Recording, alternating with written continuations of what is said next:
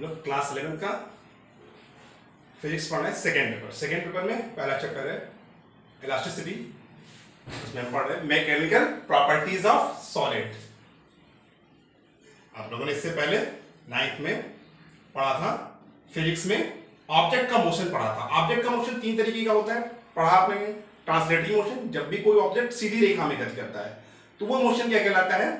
Translatory motion कहलाता है। दूसरा पढ़ा सर्कुलर मोशन, जब भी कोई ऑब्जेक्ट किसी सर्कल पे उसके सर्कल के सर्कमफ्रेंस में मूव करता है तो वो मोशन सर्कुलर मोशन कहलाता है। तीसरा पढ़ा रोटेशनल मोशन। रोटेशनल मोशन क्या होता है? जब भी कोई ऑब्जेक्ट किसी एक्सिस के अराउंड चारों ओर घूमता है तो वो मोशन रोटेशनल मोशन कहलाता है। जैसे दरवाजे का अपने कब्जे पर घूमना।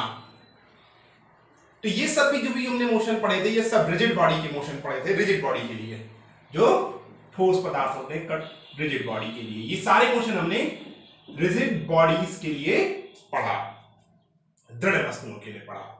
तो रिजिड बॉडीज क्या होती है, दृढ़ वस्तुएं क्या होती है? जब हम इस पर कोई एक्सटर्नल फोर्स अप्लाई करते हैं तो इसमें कोई चेंज नहीं होता है, यानी इसका शेप और साइज नहीं चेंज होता है। परंतु जो व्यवहार में क्या होता है कि कोई भी ऐसा रिजिड बॉडी नहीं है जो परफेक्टली रिजिड बॉडी को ले जाए, ये इम्पॉसिबल है। जैसे कोई भी हो, मान लेते हैं कि एक मेटल है, आयरन को हम लोग रिजिड बॉडी मानते हैं। अगर हम इस पे भी फोर्स अप्लाई करें तो कुछ समय के बाद ये भी हल्का सा बेंड हो जाता है। यानी अगर हम इस पर फोर्स अप्लाई करें तो इसका शेप और साइज चेंज होता है। जब भी हम इस पर एक्सटर्नल फोर्स अप्लाई करेंगे तो सॉलिड की में कुछ चेंजेस आ जाते हैं। तो सॉलिड की ये जो प्रॉपर्टी होती है इसको हम मैकेनिकल प्रॉपर्टी ऑफ सॉलिड कहते हैं। सॉलिड की वो प्रॉपर्टी जब हम उस पर कोई एक्सटर्नल फोर्स यानी बाह्य फोर्स उस पर लगाएं तो उसका आकार चेंज हो जाता है, आकार और आकृति बदल जाती है। तो सॉलिड की इस प्रॉपर्टीज को हम मैकेनिकल प्रॉपर्टीज ऑफ सॉलिड्स के नाम से जानते हैं। और इस प्रॉपर्टीज को, सॉलिड की इस प्रॉपर्टीज को हम इलास्टिसिटी कहते हैं, यानी प्रत्यास्थता कहते हैं। जब भी कोई भी वस्तु पर हम फोर्स लगाएं तो उसकी आकृति और आकार बदलता है, तो उसमें कुछ चेंजेस आते हैं। तो ये जो प्रॉपर्टीज होती है इसको हम मैकेनिकल प्रॉपर्टीज ऑफ सॉलिड्स कहते हैं। और इसके अंदर आता है एक प्रॉपर्टी होती है जिसको हम पढ़ेंगे इलास्टिसिटी, प्रत्यास्थता। प्रत्यास्थता क्या होती है इसका हम डिस्कशन करेंगे। उसके पहले जब भी हम इस पे एक्सटर्नल फोर्स होते हैं, पहले कोई भी एक्सटर्नल फोर्स अप्लाई करते हैं, बाह्य बल, जैसे ये एक वस्तु है, अब हम इस पर एक फोर्स F अप्लाई कर रहे हैं, एक्सटर्नल फोर्स। तो ये जो फोर्स है वो इस पर फोर्स हम अप्लाई कर रहे हैं इस तरफ, इस डायरेक्शन में, तो ये क्या करता है? इसका शेप और साइज चेंज करता है या चेंज करने का प्रयास करता है। तो ये जो फोर्स अप्लाई कर रहे हैं जो इसकी आकृति को बदल रहा है, इस फोर्स को हम विरूपक बल कहते हैं। विरूपक बल कहते हैं वह बल जो किसी वस्तु के आकार को परिवर्तन करता है, वो बल विरूपक बल कहलाता है। इंग्लिश में कहते हैं इसको डिफॉर्मिंग फोर्स।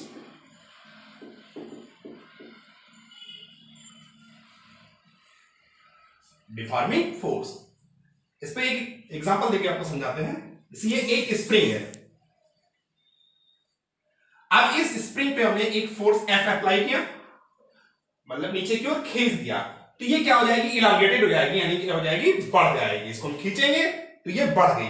लेकिन जैसे ही हम ये फोर्स अप्लाई जो इस पे किया गया, जो इसका आकार बदल रहा है, जैसे ही जो हम फोर्स इस पे अप्लाई कर रहे हैं एक्सटर्नल फोर्स, इसको हम हटा लेते हैं तो ये वापस अपना साइज को रीगेन कर लेता है, यानी वापस अपना आकार प्राप्त कर लेता है। तो पदार्थ का यही जो गुण होता है, वास्तव में वही गुण जो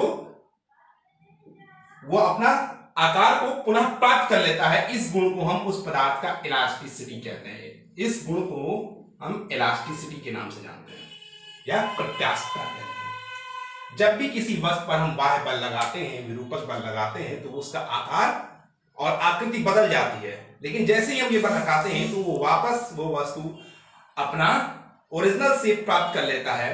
तो उस पदार्थ का यह गुण क्या कहलाता है? इलास्टिसिटी कहलाता है। और उस जो भी पदार्थ में गुण पाया जाता है उसको हम इलास्टिक मटेरियल कहते हैं। इलास्टिक मटेरियल कहते हैं। जैसे कि आप लोगों ने देखा होगा रबड़ को अगर हम खींचे तो वो बढ़ता है, फिर वापस अपनी प्रॉपर्टीज को, अपनी ओरिजिनल शेप को प्राप्त कर लेता है। ये गुण जो कहलाता है, ये क्या कहलाता है? प्रत्यास्थता कहलाता है, इलास्टिसिटी कहलाता है।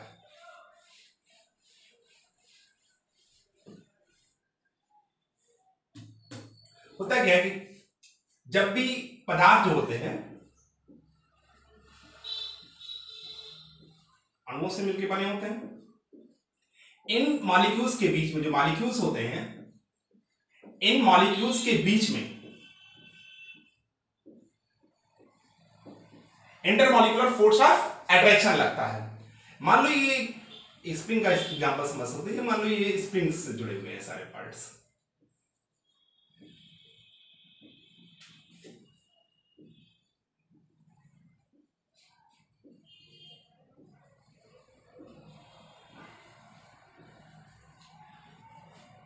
ये स्प्रिंग से जुड़े हुए हैं। अब मान लो ये जो यहां पे बाल है, इसको हमने इस ओर खींच दिया, तो ये स्प्रिंग क्या हो जाएगी? कंप्रेस हो जाएगी, और ये क्या हो जाएगी? एक्सटेंशन हो जाएगा, यानी बढ़ जाएगी। ये कंप्रेशन हो जाएगा और इसमें एक्सपेंशन हो जाएगा। अब क्या हो गया? जब ये मॉलिक्यूल्स इधर आए तो ये इसको फोर्स को इधर की ओर फोर्स अप्लाई करेगा, और ये स्प्रिंग जो है ये इसको इधर की ओर धकेलेगी, और ये भी स्प्रिंग इसको इधर की इसी डायरेक्शन में खींचेगी। तो ये क्या होगा? ये बॉल वापस अपने ओरिजिनल स्टेट में लौट आएगा। कुछ ऐसा ही सॉलिड्स की प्रॉपर्टीज में भी होता है। पदार्थ जो होते हैं छोटे छोटे मॉलिक्यूल से बने होते हैं, अणु से बने होते हैं। इन मॉलिक्यूल्स के बीच में एक इंटरमॉलिक्यूलर फोर्स ऑफ अट्रैक्शन लगता है।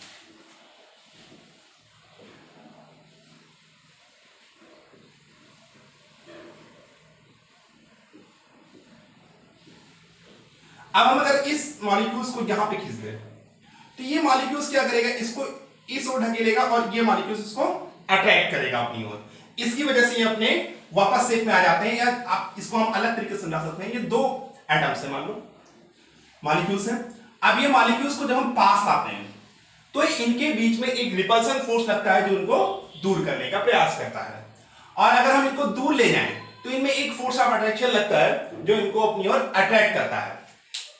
इसको मान लेते हैं ये लगता है। इसकी जो प्रॉपर्टीज होती है क्वांटम मैकेनिक्स में आती है।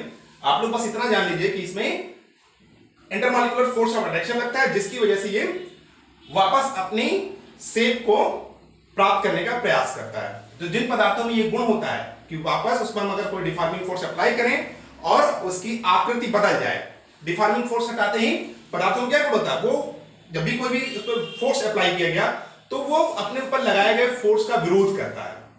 तो जैसे ही वो फोर्स हम हटाते हैं तो वो वापस अपना साइज रीगेन कर लेता है। और यही प्रॉपर्टी मटेरियल्स की क्या कहलाती है? इलास्टिसिटी कहलाती है। अब हमने अभी स्प्रिंग के केस में देखा और रबड़ के केस में देखा। जब हम इसको खींचते हैं या उस पर फोर्स अप्लाई करते हैं तो क्या होता है? वो इलांगेटेड हो जाती है, बढ़ जाती है। लेकिन जैसे ही उसको हम फोर्स अप्लाई करना हटाते हैं तो वो क्या होती है? वापस अपना प्रॉपर्टीज को रीगेन कर लेती है। इसका यूज क्या जाता है? इलास्टिसिटी मटेरियल्स का, सॉलिड्स के मटेरियल्स का किसी भी बिल्डिंग बनाने में, कोई भी सामान बनाने में यूज किया जाता है, ताकि ये पता लगाया जा सके कि कोई भी जो मटेरियल हम यूज कर रहे हैं बिल्डिंग बनाने में या लोहा, कोई भी बीम वगैरह डाल रहे हैं, तो उसकी हम इलास्टिसिटी देखते हैं कि अगर हम उस पर फोर्स अप्लाई कर रहे हैं तो क्या वो फोर्स हट जाने के बाद वापस वो मटेरियल वापस अपना शेप पा रहा है या नहीं पा रहा है। तो इसका यूज बिल्डिंग बनाने में बहुत ध्यान रखा जाता है। बिल्डिंग, पुल बनाते समय इलास्टिसिटी का बहुत ही ध्यान रखा जाता है। तो इलास्टिक मटेरियल्स क्या होते हैं? वे पदार्थ जिन पर अगर हम फोर्स अप्लाई करें, विरूपक बल लगाएं, तो उनका आकार और आकृति बदल जाए। लेकिन जैसे ही हम विरूपक बल लगाएं, हटाते हैं, तो क्या करता है? वापस अपना साइज रीगेन कर लेता है। तो ये ऐसे पदार्थ क्या कहलाते हैं? इलास्टिक मटेरियल कहलाते हैं। और इन पदार्थों में जो गुण होता है वो इलास्टिसिटी कहलाता है। जैसे अगर गीली मिट्टी है, मान लो ये गीली मिट्टी है, इस शेप में है, गीली मिट्टी है, गुथा हुआ आटा है। अगर हम इस पर अगर फोर्स अप्लाई करें, चारों तरफ से ये फोर्स अप्लाई किया हमने, मान लिया इस पे अप्लाई किया, फोर्स अप्लाई कर दिया, ठीक है, तो इसका आकृति बदल गई। लेकिन अगर हम इस पर ये फोर्स हटा लें तो क्या ये वापस अपना साइज प्राप्त कर लेगा? नहीं कर पाएगा। कुछ तो वापस रिगेन करने का प्रयास करता है, लेकिन पूरी तरीके से अपने ओरिजिनल शेप में नहीं लौट पाता है। तो इस तरीके के गुण को, पदार्थों के गुण को प्लास्टिसिटी कहते हैं। और ऐसे पदार्थ क्या कहलाते हैं? प्लास्टिक मटेरियल कहलाते हैं। वास्तव में कोई भी बॉडी जो है वो परफेक्टली इलास्टिक नहीं होती है, और कोई बॉडी परफेक्टली प्लास्टिक नहीं होती है। लेकिन क्वार्ट्ज है, इन सबको हम मानते हैं कि ये परफेक्टली इलास्टिक है, और गुथे हुए आटे या गीली मिट्टी को हम मान सकते हैं कि ये परफेक्टली प्लास्टिक है।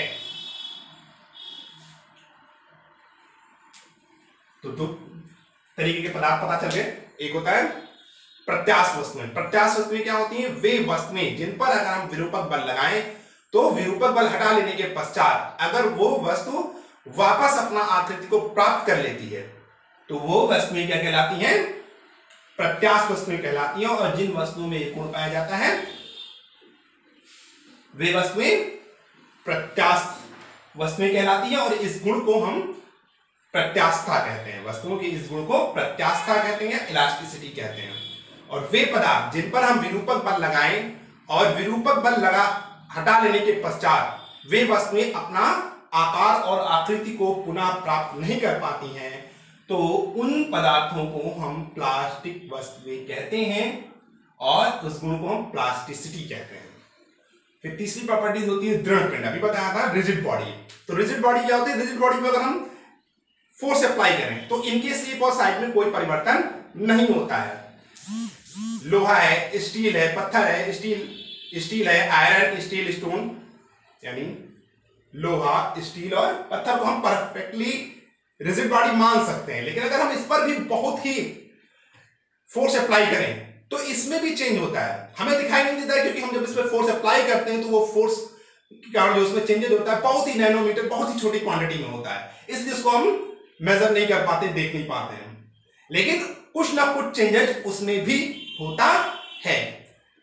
तो वास्तव में कोई भी बॉडी परफेक्टली रिजिड नहीं होती, कोई भी बॉडी परफेक्टली इलास्टिक नहीं होती, और कोई भी बॉडी परफेक्टली प्लास्टिक नहीं होती है। लेकिन मानते हैं कि कुछ बॉडीज ऐसी हैं जिनको हम परफेक्टली इलास्टिक या परफेक्टली प्लास्टिक या परफेक्टली रिजिड बॉडी मान सकते हैं। प्रत्यास्था, जैसे प्रत्यास्था एक गुण होता है, इनकी भी एक सीमा होती है। जैसे कोई भी पदार्थ है, जैसे रबड़ खींचते हो गए, रबड़ ले लो, उसको खींचते चले जाओ तो वो बढ़ती चली जाएगी। लेकिन एक सीमा ऐसी आती है कि जैसे ही उसमें फोर्स अप्लाई करते हो बीच से ब्रेक हो जाता है, और वो वास्तव में अपने ओरिजिनल शेप को प्राप्त नहीं कर पाता है। तो ये जो गुण होता है, ये जो उसको ब्रेक हो जाना, बीच से ब्रेक हो जाता है। जैसे हमने खींचा, जैसे रबड़ है, इसमें हमने फोर्स अप्लाई किया, अब ये बढ़ता चला गया, यहां तक खींचा तो ये बढ़ गया, फिर हमने इस पे और फोर्स अप्लाई तो ये और इंक्रीज कर गया। लेकिन एक सीमा ऐसी आती है, इस पर हम अगर और फोर्स का मान बढ़ा दें तो बीच से ब्रेक हो जाता है। तो जिस बल पर के पश्चात उस पर अधिक और अधिक बल लगाने के बाद उसमें उस पदार्थ का इलास्टिसिटी का गुण खत्म हो जाता है, वो उस पदार्थ की प्रत्यास्थता की सीमा